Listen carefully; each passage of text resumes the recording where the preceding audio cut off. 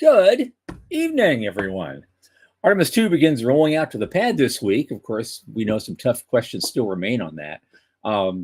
China is applying, believe it or not, to place 200,000 satellites in orbit, claiming Starlinks are unsafe. A legal study declares U.S.-China competition is definitely anchored to Earth geography. We'll look into that. And of course, to play on words, I am gobsmacked to learn that GOM Space, another company I've never heard of, signed a 2.9 million euro deal, supposedly, with a leading North American space company, who they then, in their press release, failed to mention. Starlink, is going to move thousands of their satellites closer to Earth this year. They have reasons. And did you know your self-driving car has a space tax associated with it? All this and our guest, space lawyer extraordinaire, Camisha Simmons. From the news desk at the Center for Space Commerce and Finance, my name is Thomas Andrew Olson, and this is The Unknown Quantity.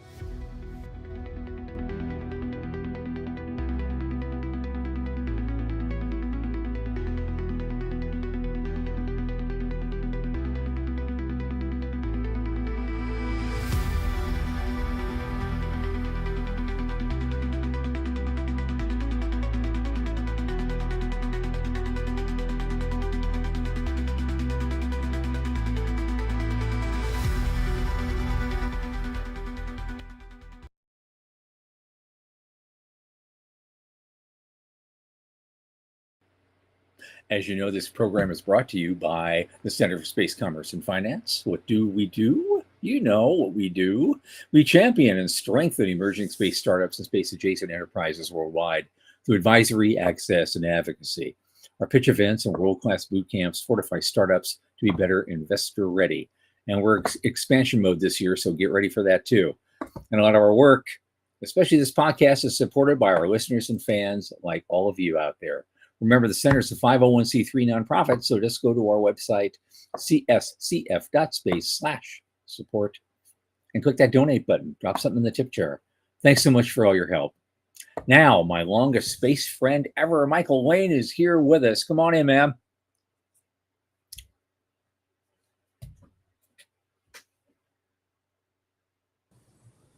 There he is. Hey.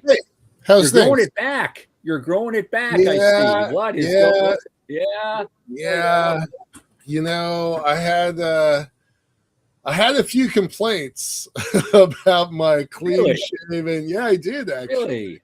Really? Yeah. So I don't know. I've had a beard most of the last 15 years. So everybody just thinks I'm a stranger when I shave it. But I always shave around my birthday, so I'm just going to keep doing that. There you go. I think this is probably my limit. I don't think I'm going to let go. Yeah. Well, I keep it kind of thing too. But I think the last time I had a fully clean shaven face was sometime after Ronald Reagan got into office. So I've always had something. Or this or all of it. I mean, Yeah. So yeah. The only look I haven't tried is one of those long things like lumberjack thing, and then shave that part like an Amish guy. I haven't done that. Right. I'm probably not a little long in the tooth to do that now. My best friend has two braids. Oh, they're Fu Manchu from hell, right? Kind of no, he's a kind of a total badass. That guy. Okay. Yeah. Yeah, it's wild. He's been doing it. It's long. It's got to be foot and a half long. Yeah, it's nuts. It's pretty neat. But okay, anyway, what's going on? How's things? Okay, well, the first thing that's going on. Veronica Ann is in the house and Morty's in the house. Hey y'all, thank you. We'll see who else joins us here in a little bit. No, normally it's been one of those days. I think we talked about that beforehand. Today was a day just of a lot of busy work doing maintenance type stuff on everything in business and in life.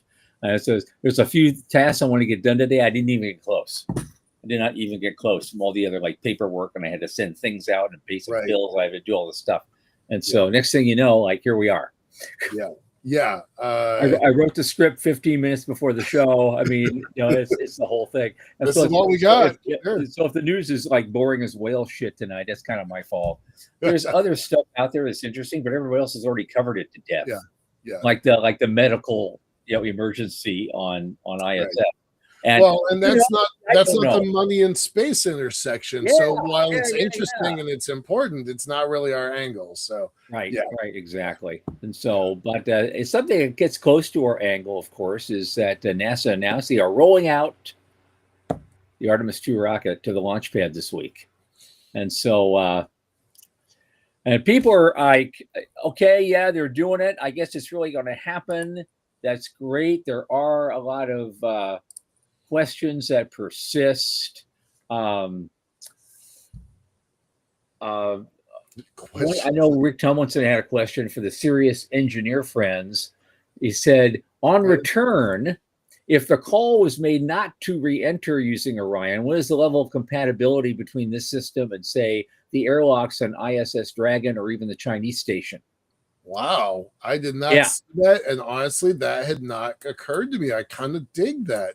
Yeah, exactly. Yeah. But one guy said the key issues aren't airlocks or docking standards, certification, mission geometry. Okay. And so supposedly Orion, IDA, Crew Dragon all sit in the same IDSS NASA docking system family. So in principle, supposedly the interfaces are related. In practice, who knows? Okay. Charles Lurio on this topic said, whom we know, we have had in the show, he suggested they might not have the delta V needed to get into Earth orbit upon return. Oh, interesting. Okay. So orbital dynamics, Keith Cowing says orbital dynamics would be the main issue, but not necessarily docking interfaces. They could meet up with ISS, but maybe not fully dock. They have pressure suits, and so they could do it that way if they had to, or bring something over they could wear. Man, that would be a heart-stopping. Well, okay, this isn't working. It wasn't our plan, but suit up, folks. We're going outside. Right, just like they did in the Conquest of Space in 1955. George Powell is smiling right now. It really happened. They're carrying bottles of oxygen with them, and they're on a cable, and they're pulling themselves over. God, honestly, that topic did not even cross my mind. That's a pretty fascinating, and those folks that were responding, Lurio and everybody else, like that's cool. Of course, we don't want anything bad to happen. Let's be really absolutely. Everybody's rooting for them. They're just going to the moon. They're going around it a few times and coming back, just like Apollo 8. That's all it is. Yep. Apollo 8 on Viagra. Here we go. All right. Well, SLS is rolling out. It's going to take 12 hours. We know what happens. Hopefully there's no lightning. There's no big storms on the way. And they've got time. Okay. So now another question on a separate topic though, while I'm thinking about it, because I have Alzheimer's now. So it's like here's the thing. Let's we have article after article after article about the medical emergency in ISS. They're bringing the crew home. But it just occurred to me, we still don't know who this guy is. Do you know? Does anybody know who this guy is? Think they've announced it. Right. And more importantly, they don't know what his ailment is. His or her ailment is. It's requiring them to bring this person home early. And so how many G's do they pull on reentry? Oh, lots. Yeah. Like 9 or something at its peak. Yeah. So how do we know this person will be able to survive that if they're so impaired that they have to leave the ISS early? I hate to be the bearer of bad tidings, but I'm just like, this is physics, and medicine, and we can't just, cross our fingers and pray for it. What is going on? So Dallas is saying, by the way, there's no way Orion can enter Earth orbit from the moon. And we know that Dallas knows his shit. So I think that, to me, that's gospel. So I'm just taking that for what it says. So good to know. Thanks, buddy. Appreciate that. And hi, Dallas. Hi, Jason. Welcome. Okay. So let's get to this. This is the funniest thing I've seen all day. China. They applied to the international bodies of some kind to put 200,000 satellites in orbit. because they say that Starlink is too dangerous. Right? Well, all right. But in a serious note, this goes right back to what Dr. Hanlon was saying just a couple weeks ago. This is lawfare in action. Yep, this is them trying to, clog up a system, build an unrealistic architecture. They're not the only ones. There was somebody in one of the African nations that was talking about 300,000 satellite network. So the amount of paper satellites in the sky now is over 500,000 paper satellites. Well, when we start banging into each other, we'll just have paper shrapnel then. It won't hurt anybody. Right. No, it was interesting. We can't pull it up here because it's blocked, but it's two different networks of 100,000 each, and this comes off the back of SpaceX asking for a new application of, I believe it's 7,500 has been approved. A new 7,500 has been approved recently. Mm-hmm. So this was China's response. 7,500 was approved. Let's ask for 200,000. And maybe you'll get 20. Right.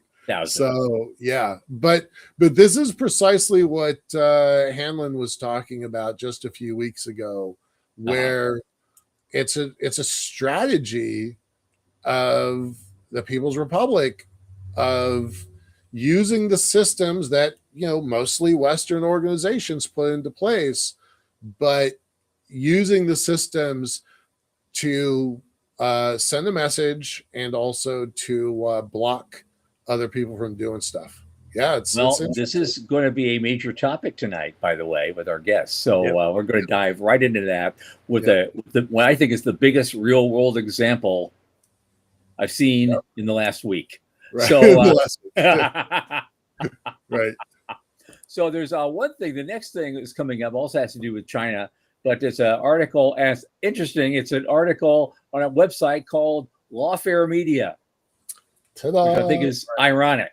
Ironic, yeah. I didn't say that beforehand. Yeah. So a guy from George Washington University, he's drawing from a longer article, is arguing that the U.S. maintains advantage in the race, but all our capabilities still depend on ground facilities, and we have a network of allies and partners, including overseas territories, which offers a global infrastructure that China currently lacks. Now that is our strong point in all this, and getting back to the moon. And so, but the suggestion is also that if some of that alliance breaks apart, or one key guy decides to go elsewhere that week, you lose that advantage very, very quickly. Yeah, I thought that was something worth mentioning. And there's a lot of good stuff, but we're still leveraging allies that we had from the Cold War. Yeah. Pretty much. The one, you mean the ones that were not burning? But yes, the ones we're not burning. Right. I think that makes a really strong point. China is aggressively building relationships into the whole continent of Africa. Their Silk Road, Belt and Roads program has been extraordinarily successful there, and that the weight that they use, the wealth that they use to compel other nations is based on the Belt and Road program. So they've done a lot. Africa is very helpful if you're going to build a space program. Right. There are many nations in Africa that are right on the equator that make really great allies and partners. So I don't think it would take very long for China to catch up. They would be playing catch up, but I don't think we should consider ourselves secure in that right now. Okay. Turkey just announced, we don't have the article up, but Turkey just announced a partnership. I believe it was with Senegal. Senegal? No, that doesn't sound right. I forget what. So Turkey just announced a partnership for the east coast of Africa. I forget which nation, to build a spaceport in the same way that ESA and France use the Brazil, the port out of Brazil, and other folks use Guyana as a port. So they're doing the same thing. That's what Israel, Turkey is doing, and yeah, I would not ignore the relationship between China and the greater part of Africa. Somalia, he's right. Dallas is right. Yeah, they're going to build something in Somalia. I don't know how that's going to work out for them. Yep. That's another place that's just like a cluster. But okay. Tom Murata, who we've had on our show a couple times. Thank you. Appreciate that. Tom Murata both said, he said, there's more to launch than just angle, right? There's a lot more to it than that. So that can be applied in a lot of areas. Yes. Okay. Well, this is a cool article. I did not read this beforehand, so I'm gonna tackle this one afterwards because I'm definitely interested. Yeah, it's cool. Yeah. Just a quick throwaway one I thought was funny. There's this outfit in Luxembourg called GOM Space, and I guess they do build satellite platforms for interplanetary type of work. Mm-hmm. But they say they've just, in their press release here, they just raised 2.9 million euros from a leading, and are working with a leading North American space company. But they didn't mention exactly which one it is. Right. For all I know, it's Pat Bond, and TGV rockets. Right. Yeah. Well, Pat Bond doesn't have 3 million euros to throw around, so no, he never has. But somehow he always stays afloat, and you always wonder about that. But he could just be him. It's all right. Yeah, we all know him. I really wonder why people built this press release in the first place, because it doesn't really say very much. But great, they got 3 million euros. Good for them. Okay, yeah. Here's something with a little more data to it. On Gizmodo, SpaceX is going to move thousands of Starlink satellites actually closer to Earth. Yeah, not by a whole lot, maybe 50 miles, but it's for security reasons and a bunch of other things. That's a big deal. I've been seeing a lot about this. It's farther. I think it's more 150 kilometers, 75-ish miles. No, they're moving it. They're moving it from 342 miles to 298. Oh, okay. There you go. Right. Oh, you're right. It's about 4,400 satellites. Okay. And it'll be carried out over the course of this year. I don't know. See, intuitively, my stomach knotted up when I read this. I thought, well, isn't it true that the closer you get to Earth, the faster your orbit's going to decay? It's true, but they already have a fast replacement cycle, so that's an advantage for them. During the solar maximum, that becomes more of a problem, but for now, it actually seems really smart. Less maneuvering, less congestion, faster refresh times. Well, here's something I didn't know. Apparently, including Starlink satellites, they're constantly maneuvering to avoid collisions. Yeah. And if they suddenly lost their ability to do so, this could lead to a catastrophic crash within an average of just 2.8 days. Yeah. So this is already happening. The Chinese haven't launched their 20,000 yet. Right. 200,000. 200,000. They'll get 20. Yeah. Or less. Yeah. They applied for 200. It ain't going to happen, folks. Right. I'm sorry. It's just not going to happen. But they say the lower the satellites, the lower the collision risk, according to all the studies. So we'll see. Yep. We'll see how that works for them. If he ups his replacement rate, you got to also balance out, what's cost effective and what's going to make things sustainable. So I guess we'll find out. And finally, somebody wrote an op-ed piece on the space tax we all pay on a few people's self-driving cars. And so you usually talk about LiDAR costs, compute power, and AI training are the big three. But there's all sorts of things going on, like the ionosphere itself, because of the sun-charged layer, levies an invisible tax on every self-driving car. And if you live in Africa, South America, or Southeast Asia, that tax is higher. Yeah. That's fascinating. Did Yeah. not know about that at all. Because they say, but it's interesting, that the ionosphere, folks, isn't a pane of glass. It's a turbulent swimming pool. During solar storms, it becomes scintillated and causing radio signals from satellites to flicker and fade like a dying flashlight. And so you have to build backups. But you can't predict when the ionosphere will all of a sudden blank out your signal. So there's a lot to do to try to work around things like that to make self-driving cars work. And that, of course, that just adds to the cost of them. So, and the cost to operate. Right. I thought that was quite interesting. But that's about all the news we have that's kind of even fit to show this week. It's been a kind of a slow week so far. It'll pick up.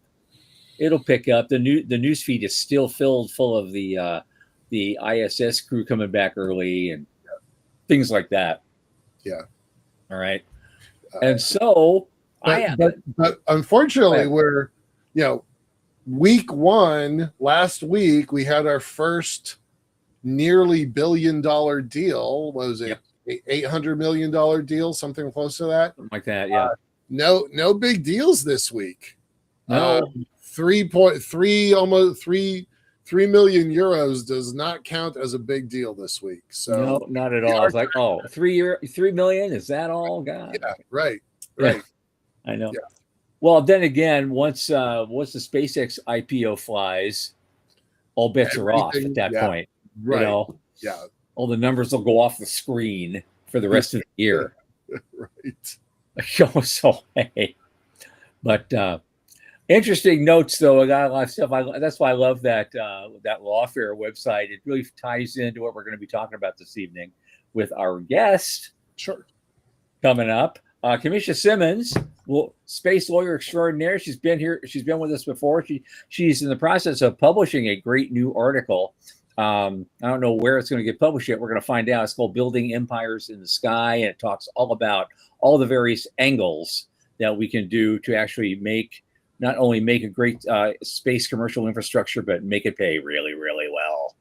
So Camisha L. Simmons, managing member of Simmons PLLC, welcome to the show, man. Welcome back, I should say. It's been about 6 months. Thank you. Happy to be here. Yeah, great. Okay. I warned everybody and threatened everybody online the last couple of hours. I have a big question for you. And it may be the only question I have to ask tonight, depending on how it's taken and how our guys in the peanut gallery over here respond to it. Was we have a real world example in front of us of all the stuff you were talking about in your article. And that's the fact that a few days ago, our own Michael Lane made a very big announcement with regard to Liftport building a space elevator for the moon. And as he explained his design system, basically it has two ends of it. You got a terminus at each end. One terminus is on the lunar surface. The other terminus, however, is in L1. Now, when we talk about property rights in space and property claims, we're usually talking about planetary surfaces, asteroids, things of that nature. Out in the world of space itself, the only things we have any real legal discussions are geosynchronous orbital sites. They're managed by an international commission of some kind. You have to apply for a spot. Having said that, however, over the years, decades even, those slots have been bought and sold and traded over the years. So that does happen. Now, all of a sudden, the issue comes with the Lagrange points. There are 5 of them, and they're all, when you think about it, prime pieces of space real estate as well. we've just never talked about it much because we thought it was decades, a generation or two away, where we could kick the can down the road and not going to worry about it. Michael has declared he wants to put a lunar elevator on the moon in the next 1,000 days. So we better start thinking about it. So Camisha Simmons, lawyer extraordinaire, what can the rest of the world do to stop him? To stop him? Hey, wait a minute. to stop him from building his terminus in L1, which has now become the most prime piece of real estate in the Earth Moon system. I have described L1 and L2 as Park Place and Boardwalk. Yep. I think they're the most. I say there's nothing to stop you. There's things that restrict you. Okay. So anything with outer space, right, is, you have the Outer Space Treaty that says none of the nation states can engage in national appropriation of outer space. You're a private party, so does it apply to you? Or does it apply to just the U.S. government who became a party to the U.S. Treaty, Outer Space Treaty of 1967? So in the U.S., and I think on the last time I was here, I discussed the 2015 law that we have here in the U.S. that says private U.S. citizens and companies can own space resources if you're engaged in commercial recovery of the space resource and you obtain it.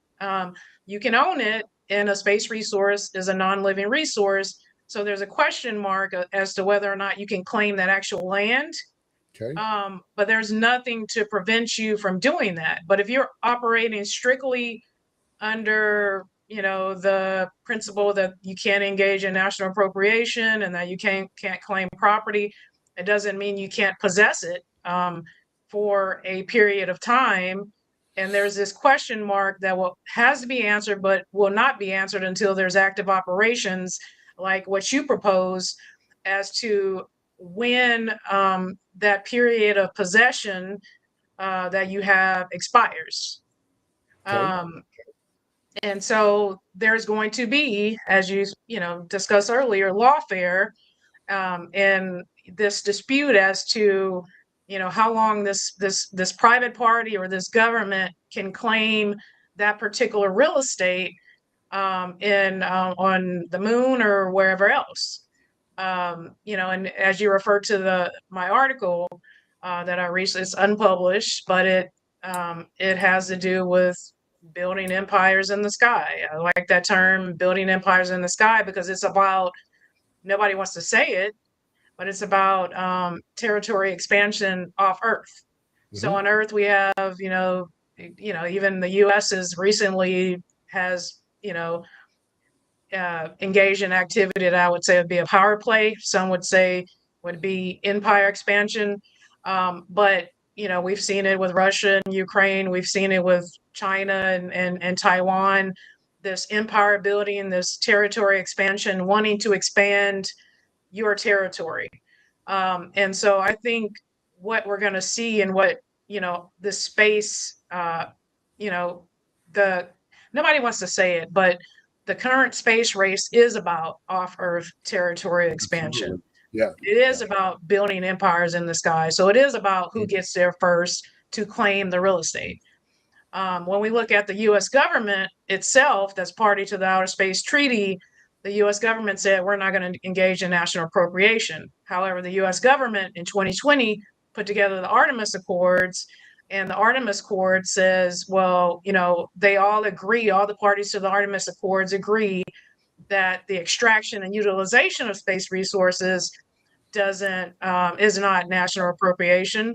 They all agree under Section 11 of the Artemis Accords that they can form these safety zones, and in these safety zones are designed to avoid harmful interference with your operations in that area. But the Artemis Accords specifically say that it's temporary. Yeah. So the question is, how long can you hold that territory?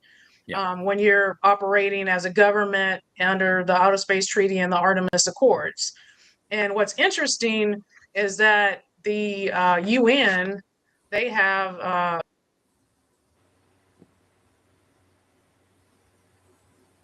regarding space resource activities, their non-binding draft that they published in December, I think it was December 17, 2025, has this section that says states carrying out space resource activities shall ensure that measures related to safety and emergency assistance are not used as a basis for establishing safety zones or any arrangements that could amount to de facto appropriation of outer space or its resources. So that is currently in that draft. So that's, I guess, but that's another thing, that's the government's agreeing that, okay, you may have some sort of safety zone, but you're not going to keep this forever in order to try to appropriate that particular territory. I have been kind of worried about that, and Jason talks about his nuclear reactor needs a 400-mile safety zone. Like how big is too big? How big is fair? Is there an agreement on what that looks like?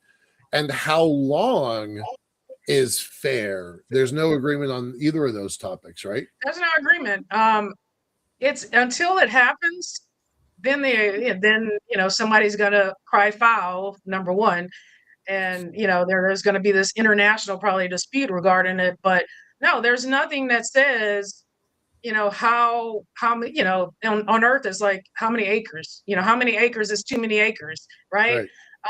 Because if I get there first, I'm going to claim all this acreage and a fence around the perimeter, and I'm going to say we're conducting all these operations here, and I'm going to say you can't avoid you can't come in here because you have to exercise due regard and you have to avoid harmful interference. And I'm going to make all these legal arguments as to why you can't come in here.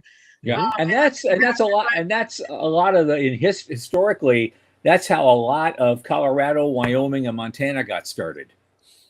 Yeah, exactly. And so this is going to be, how I envision the off-Earth territory expansion that, China, US, everybody, we're empire building, right? So, you can call it another name for, marketing and propaganda reasons, but, it is in essence empire building, but it's off Earth and we're expanding off Earth and we want to get there first. China wants to get there first. Everybody wants this huge chunk of outer space. However, there's people argue, can you own outer space? I think for private individuals, yes.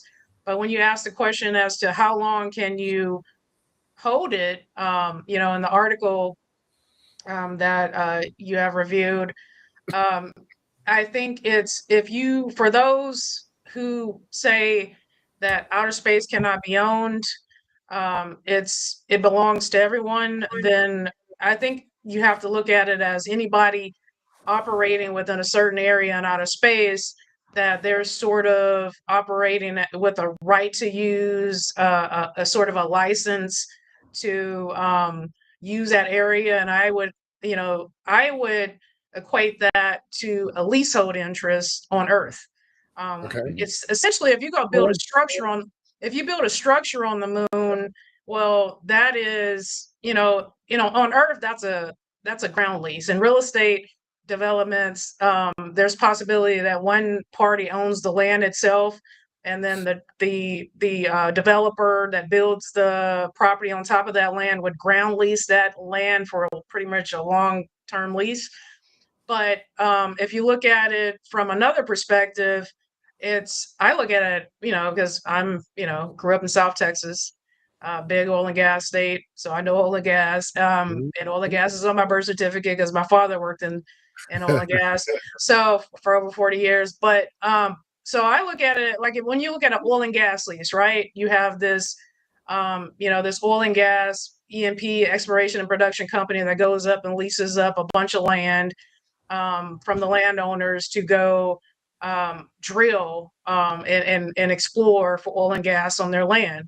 So if we as a human, if we're looking at it from the you can't own space, then humankind together communally is the owner of outer space because it belongs to everyone. So then humankind as the owner would be the lessor leasing the land to whoever's operating in that particular area in outer space. So a leasehold interest doesn't last forever. You have the right to use for, a certain period of time. In oil and gas situations under oil and gas leases, when you're trying to produce oil and gas, every oil and gas lease typically has a addendum clause that says, with the primary term that says, you can explore for oil and gas for, a primary term of, let's say, 3 years. And then the secondary term is for so long as oil and or gas is being produced on that land. Okay. And then produce, essentially, under Texas law would be, it's not just you're producing oil and gas, you're producing it in paying quantities, which would mean you're, producing it at a profit. And if you're not producing it at a profit, would a reasonable, prudent operator continue operating, even though it's not producing at a profit? But then there's also, under the oil and gas leasing scenario, where you have savings clauses. So if operations, sorry, what did you say? savings clause, a savings clause or provision that would keep the lease open if production would cease for a temporary period of time. So you have a temporary cessation of production. You can put a savings clause that says, that, as long as it was only a short, reasonable period of time, or you tried to rework, or rework a well to get it back up to production for a certain period of time, that would keep the lease open. It wouldn't terminate because you stopped producing for a temporary period of time. So I think if we're looking at, the area, operating in a certain area in outer space, let's say, in this, the article that I circulated, it's, let's say if you're mining for helium-3 on the moon. Okay. So if you look at it from how oil and gas leasing is done on Earth, you could continue in that area mining helium on the moon as long as it was profitable. But once it stops being profitable, then you lose the exclusive right to use that area. But if you're doing it, you're in the area for scientific purposes, or, and I would say that even in a nuclear reactor, you probably can make that argument that, as long as we're producing energy profitably, we can continue operating in this area. But if you are not, producing anything, and you're just, we just have a base here, I would think you would have to make a, continuous operation, set that as a standard continuous operations, where and I think it would have to be a consensus, internationally across the globe, that as long as we have continuous operations in this area, we get exclusive possession of this area.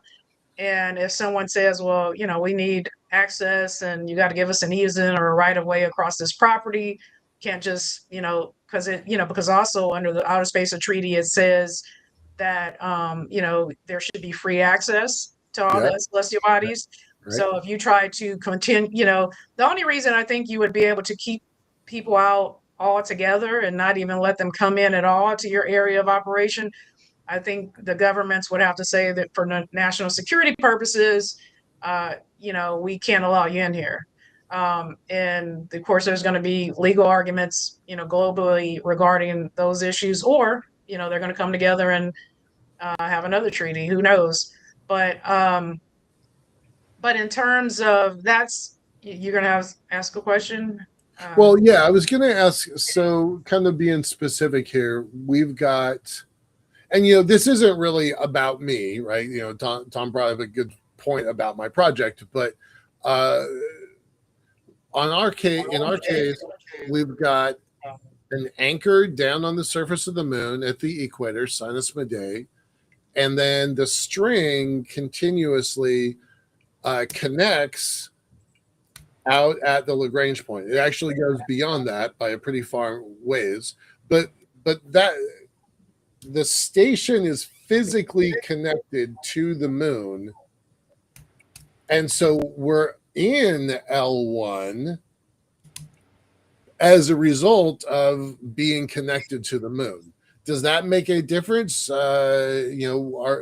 I have to worry about the L point? Do I need to worry about the moon, the anchor station on the moon? I think you probably would worry about the moon more than anything, in terms of your claim to exclusive rights and to possession to whatever. Okay. Now, if someone had wanted whatever area, the L point or whatever, if they wanted in and they made the argument that you shouldn't have exclusive rights to this area, then you probably are arguing over everything, because if it's valuable area, then you're arguing over exclusivity to that particular area. And I think that's going to be the analysis under whether it's landmass or anything that you're trying to have exclusivity over. It is going to be whether or not the law allows you that exclusivity.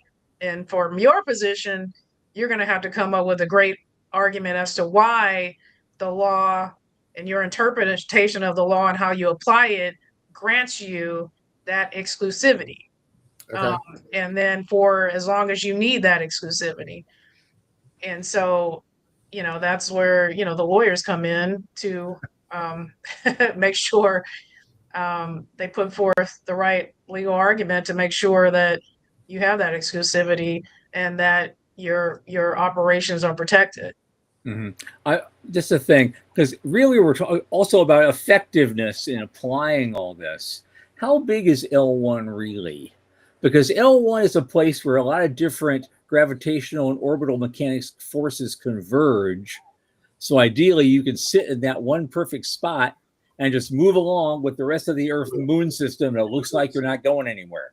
Yeah. So how big is that effective bubble? That's got to be like in physics, it's got to be a bubble there. And if you stay within it, you're probably okay. If you leave that bubble a little bit, you may start drifting away again. How big is that? Does anyone know? You ever talked to a physicist about that? I definitely don't think there's a legal answer, right, Camisha? There's no legal answer. Right. So I'm going to actually take that one then. Okay. I brought it to the chief scientist of U.S. Space Force and asked him that specific question, because it's a mathematical point that here's the Earth and here's the moon. As the moon moves around the Earth, its orbit gets a little bit bigger, a little bit smaller over the course of the year. That perturbation changes L1 moment by moment, 24/7, 365. So it's really a mathematical point more than anything else. What I asked the chief scientist was, if there's a 2 degree of arc separation for satellites at GEO, can we apply that same 2 degree of arc separation at L1? He's like, that makes sense to me. So if you're on the moon and you've got 2 degrees of arc, that's how much space that we're going to try to operate in.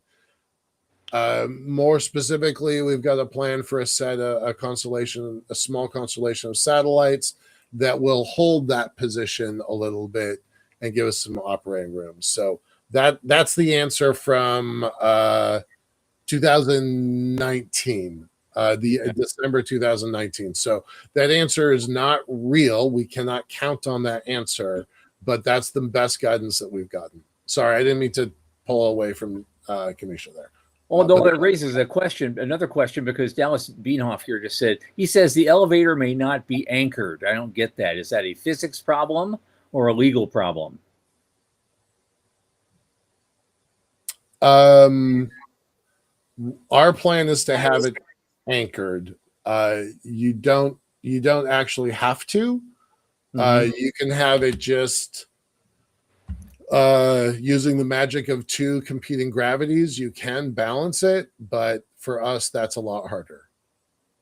And then he's right about balancing the part that's hanging towards Earth. So it's a pretty big chunk of the mass is Earth side, Earth side.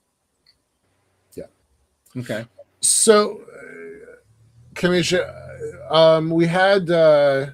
we had Wes Fairs on a couple weeks ago, and he was super excited about, as a private citizen, claiming rocks in space. He has claimed the 3 stars in Orion's belt. I found that amazing and somewhat preposterous, but he's claimed them.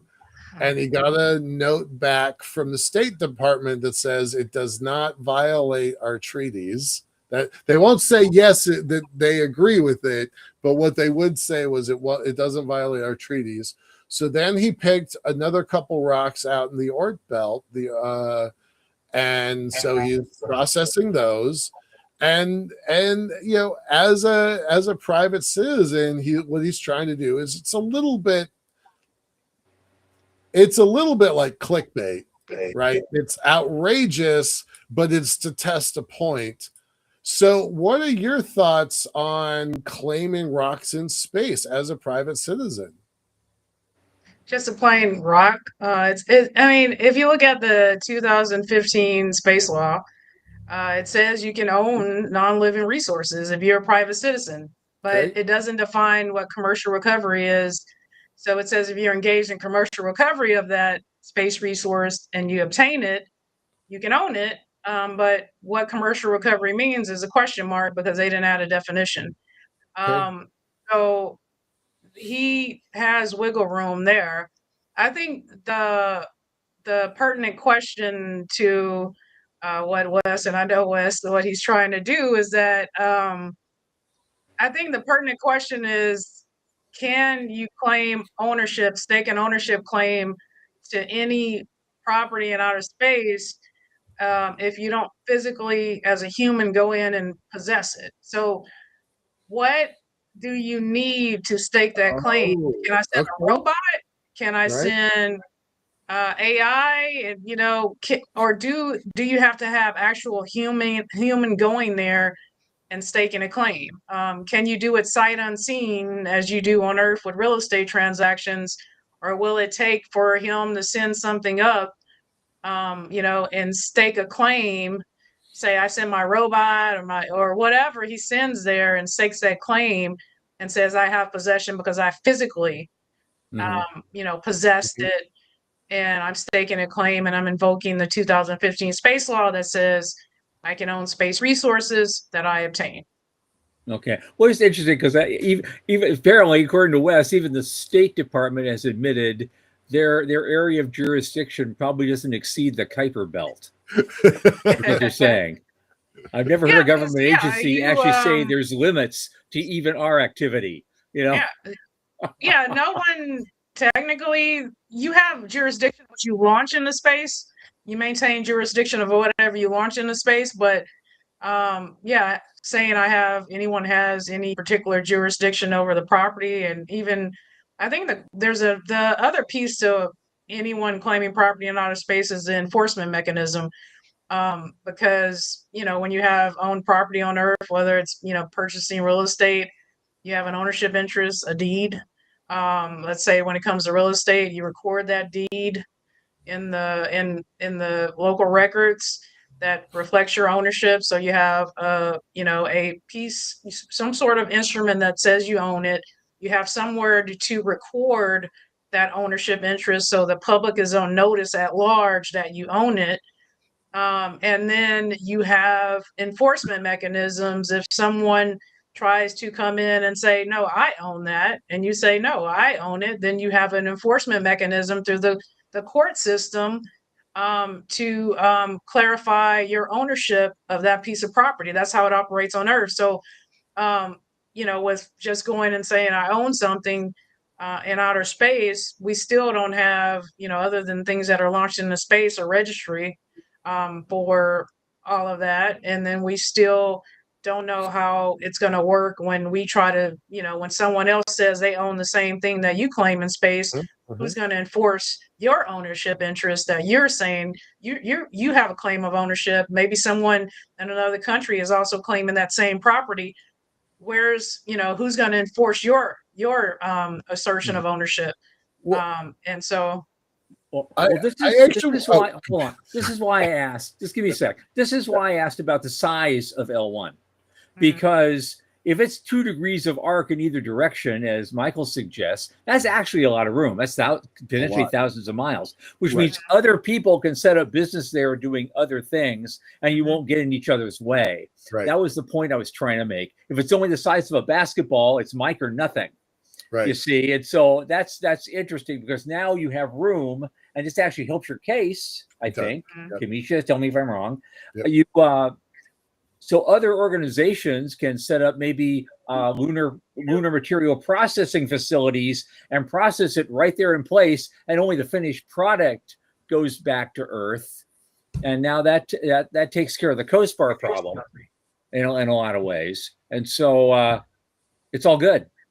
Well, I'm definitely going to charge them to attach to my elevator. Let's be really clear about that. And then, as long as they're willing to do that, they're my best friends. Absolutely. Okay, so if you're saying I got to charge you, then you're asserting an ownership interest, right? Because ownership is a bundle of rights, including the right to profit from that property. And so you're saying I have the right to profit from it. So you're pretty much in the bundle of rights of ownership. You're saying I have that right to profit from it. So I'm claiming, instead of them saying, well, no, it's free access for all, you may have a possession right while you're operating there, but you don't have the right to profit from this area. I'm definitely going to push that direction, right? Which is why that 2 degrees of arc was useful to me, because if we get there first, being first matters, right? Being first matters. Yeah. Hey, I was going to ask you. So, and by the way, where can people find your article? Because it's quite interesting. But I really want to dig into. I haven't published it yet. So, okay. So if they connected with you on LinkedIn, would you be able to send it to them? Yeah, I can send it to them. Okay. Yeah, definitely. Well, I wanted to tackle this piece in here about Texas, because one, would Texas care, or is this going to be a national thing? But I really like the language of the Texas court, so I wanted to read that and kind of dig into that. Can I do that for a second? Yeah, go for it. All right. So in your paper, what is required to successfully win on such a claim is explained by the Texas court. Blah, blah, blah. Skip.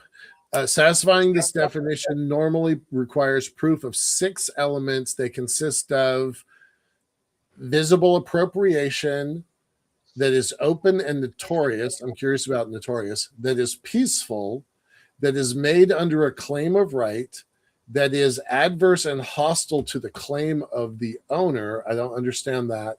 And that is consistent and continuous for the duration of the statutory period. So what does open and notorious mean, and what is hostile to the claim of the owner mean? Okay, so this is, I guess we need to preface this because, in my article I have a section on, how things may apply to governments, and then there's a section on how things may apply to us as private citizens. So as private citizens, private companies, non-governmental organizations, as us individually, under the UN's Declaration of Human Rights, it says, we have the right to own property. So there is the position globally that it is a human right to own property. So let's say you go in the outer space, you stake a claim of ownership, and you invoke the 2015 space law on private ownership of space resources. Where, your right to possess a certain area of operation or the land is not forever, right? You can't own it forever. It's only temporary, while you're operating or whatever.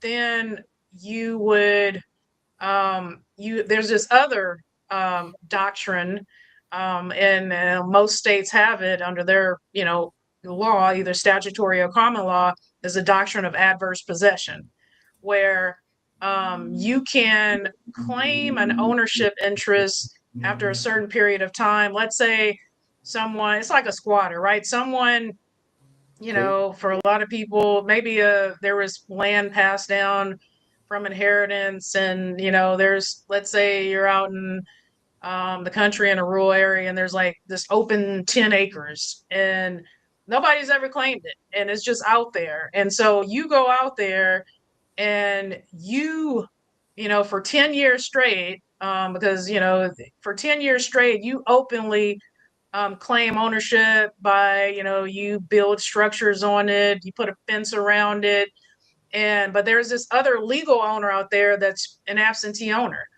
but you openly go out and do all these things to the property, and openly do things that are open and notorious that say I'm the owner of this 10 acres, although there's a, you know, legal owner out there as in, you know, on a deed that says somebody else, but they haven't shown up in 10 years. 10 years, yeah. And So so the squatter's right handle here.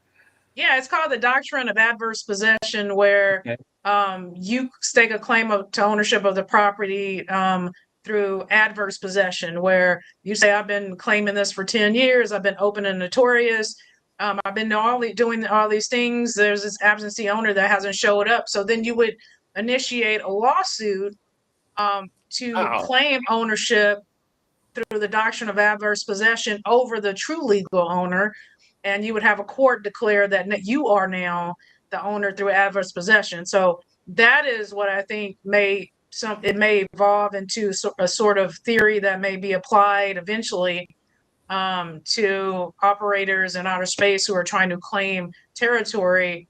If you've been operating in that area for 10, 20 years, and eventually you'll just say, well, we're the true owners. You know, we've been there all this time, and you know, so you know, it's no longer temporary. We want to assert true, you know, the complete ownership of this land or whatever in outer space. Okay, that's pretty wild. Yeah, the idea that could be applied to space had not occurred to me, so that's fun. All right, we only have 3 minutes left. Bring out your crystal ball. What does the next 5 years look like, and what does the next 25 years look like? Yeah, I don't have a crystal ball, and I'm not a prophet or a psychic, but you know, next 5 years, I really do think there's going to be active activity on the moon. And it's possible, given that, you know, we have these companies that have autonomous construction capabilities, that they're going to be building something out there on the moon. The question is, what parts of the moon and who gets there first? And so, you know, whoever, there's this race to get to the prime. Yeah, Michael Lane is going to get there first, and stake his claim and say, this is my safety zone, stay out of it. And then also, I'm a private company, so you know, I have this other law out there that says I can own certain things. So yeah, but next 5 years, I think there's going to be active, you know, building of things on the moon. It's just a question of who's going to be doing it. And then 25 years out, I don't know. That's pretty far out to predict things, because in 25 years, who knows what, you know, even the technology capabilities are going to be. And then on top of that, who, you know, given with just the, you know, the geopolitics, we don't even know how things are going to be here on Earth, you know, given everything going on currently here on Earth. So who knows? Yep. Okay. All who right. knows? That's one last thing before we go. Regardless of what kind of luck you get in publishing your paper, would you be interested in delivering a version of it, at least, at my business track at ISDC this coming June? Yes, sure. And I'm actually part of the planning for that, and Good. And then I'm part of the planning for the space settlement track, because I'm on that committee for NSS. So yeah. Okay, perfect. That's great. There. So if you want me to present, just add me to your track, because I definitely will plan to be in McLean, Virginia. Okay. Is it McLean or McLean? I don't know. I'm saying it the Texas way. McLean. I'm saying it the Texas way. Well, technically they say it's Tyson's Corner, but you know, take your pick. Yeah. Yep. Okay, Camisha Simmons, space lawyer extraordinaire. Thank you for being here again, and we hope to see you again real soon. And we're definitely now going to see you at ISDC. So thank you for doing that. That's great. It'll be lovely to have you. Thanks for coming. Thank you. Wow. I knew this would be the kind of a show that I wanted it to be. It fit my vision perfectly. It's wonderful. Well, it also helped that she said all the things I wanted to hear. So thank you. That's brilliant. Yeah. There are sandwiches in our future. Yes. Okay. Great. Veronica loved it. That's all that matters. Okay. There is no guest this coming Thursday, although Sean's working hard on maybe finding us one. But in lieu of that, there will be a lot of rabid discussion about recent events to come, and of course the usual tomfoolery. As always, 8 p.m. Eastern. For Michael Lane and Sean Key and our guest tonight, Camisha Simmons from the Center of Space Commerce and Finance, my name is Thomas Andrew Olson. Keep watching the skies.